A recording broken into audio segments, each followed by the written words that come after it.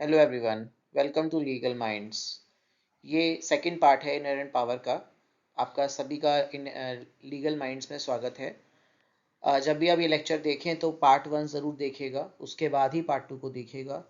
और थोड़ा लेक्चर्स हमारे इनकंसिस्टेंट रहे हैं, तो आई एम इंश्योरिंग कि इस बार आगे से आपके लेक्चर्स में कोई पॉज ना आए और back to back lectures every day lectures आप देखेंगे, जो कि बहुत ही फ्रीक्वेंटली आपको दिखते रहेंगे। तो आप चैनल के साथ कनेक्टेड रहिएगा और इसी के साथ हम इस लेक्चर को शुरू करते हैं।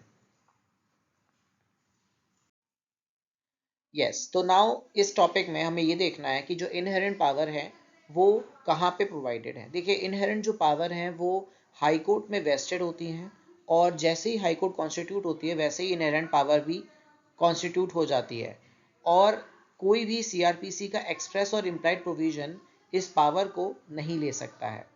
ठीक है, इसके अलावा जो सेविंग क्लॉज है इस पर्टिकुलर प्रोविजन का, जो हमने प्रीवियस लेक्चर में देखा, वो इस पावर को प्रोटेक्ट करता है, प्रिजर्व करता है। तो अगर कोई भी एक्सप्रेस प्रोविजन है, इम्प्लाइड प्रोविजन है, जो पावर को डिस्टर्ब कर सकती है, तो उसको उसी को प्रोटेक्ट करने के लिए जो है नथिंग यूज़ किया गया है सेक्शन 482 में, सीआरपीसी में, और इसी वजह से हम इसको यहाँ पे डिस्कस कर रहे हैं। तो जब ये आप लेक्चर सुने तो उससे इंश्योर करेगा कि पहला लेक्चर भी आप ज़रूर सुने, उसके बाद ही इस लेक्चर में आए। दूसरा, कि जो पर्पस है इनहेरेंट पावर का वो ये है कि एक सेविंग क्लॉज है, जो मैंने बताया भी आपको, और ये इंश्योर करता है कि पावर जो प्रोटेक्ट है, प्रिजर्व हो रही है।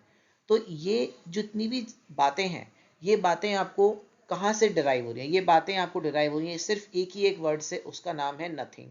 तो जब भी आप सेक्शन 482 पढ़ेंगे तो ये नथिंग जो प्रोविजन है, वर्ड है, इससे ये डिराइव हो रहा है कि ये जो प्रोविजन है ये प्रोटेक्ट किया गया है, इंटेंशनली प्रोटेक्ट किया गया है, ताकि कोई भी एक्सप्रेस या इम्प्लाइड प्रोविजन सीआरपीसी का इस पावर को डिस्टर्ब ना कर पाए।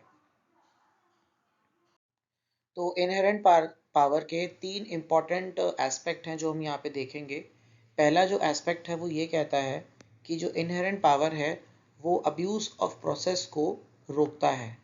तो अगर ऐसा कुछ होता है कि कोई भी लोअर कोर्ट जो है वो अपने पावर को अब्यूज़ करती है, मल्टीपल एफआईआर्स रजिस्टर्ड करते हैं, या फिर फेक एफआईआर रजिस्टर होता है, या फिर कोई और प्रॉब्लम जिसकी वजह से ऐसा प्रतीत होता है, लगता है कि there is an abuse of power, तो उस केस में जो इनहेरेंट पावर है उसको एक्सरसाइज करते हुए उस पर्टिकुलर मल्टीपल एफआईआर को, फेक एफआईआर को, या फिर क्रॉस एफआईआर्स को एक कॉमन एफआईआर में मर्ज करके हम उसको इंटरेस्ट ऑफ जस्टिस में एग्जीक्यूट कर सकते हैं। दूसरा, कि अगर कोई भी ऑर्डर कोर्ट के द्वारा दिया गया है और अगर वो इम्प्लीमेंट नहीं हो रहा है, तो उस ऑर्डर को इफ़ेक्टिव लाने के लिए भी हम इनहेरेंट पावर को यूज़ कर सकते हैं। तो दो चीज़ें हमने देखी।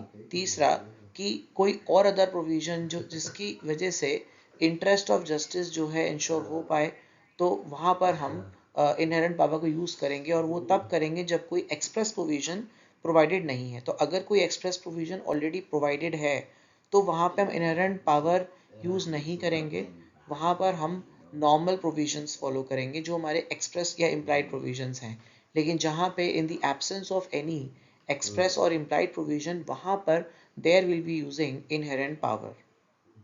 सो इनहेरेंट जो पावर है वो एक्सरसाइज सिर्फ तभी हो सकती है जब एग्जिस्टिंग प्रोविजन एग्जॉस्ट कर लिए गए हों, और पार्टी डायरेक्टली इनहेरेंट पावर को एग्जॉस्ट यूज़ नहीं कर सकती है बिना एग्जिस्टिंग प्रोविजंस को यूज़ करे बिना।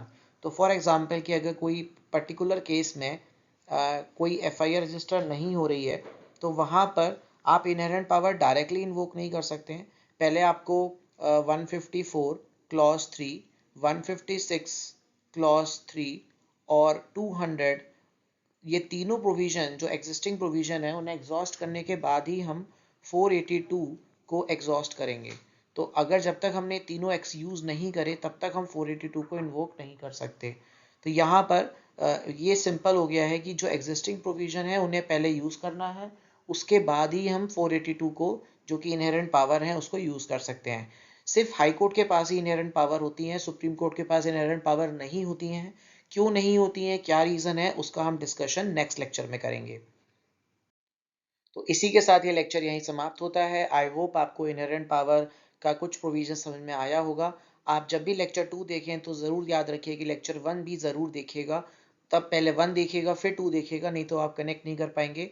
इसके बाद एक लेक्चर और आएगा इनहेरेंट पावर का, जिसमें हम बताएंगे कि सुप्रीम कोर्ट के पास इनहेरेंट पावर क्यों नहीं होती है, और इसके अलावा और भी इम्पॉर्टेंट एस्पेक्ट्स हैं जो मुझे इसमें डिस्कस करने हैं। इसी के साथ ये लेक्चर यहीं समाप्त होता है। Thank you for staying connected. और अब लेक्चर्स रेगुलर आएंगे, डेली आपको एक लेक्चर मिलेगा विद रिस्पेक्ट टू CRPC और जो भी अदर सीरीज हमारी चल रही हैं। तो आप रेगुलरली चैनल से बने रहिए, लाइक करिए, सब्सक्राइब करिए और कमेंट करिए। अगर कोई डाउट है तो आप अपनी क्वेरीज कमेंट बॉक्स में रेज करके पूछ सकते हैं। Thank you so much.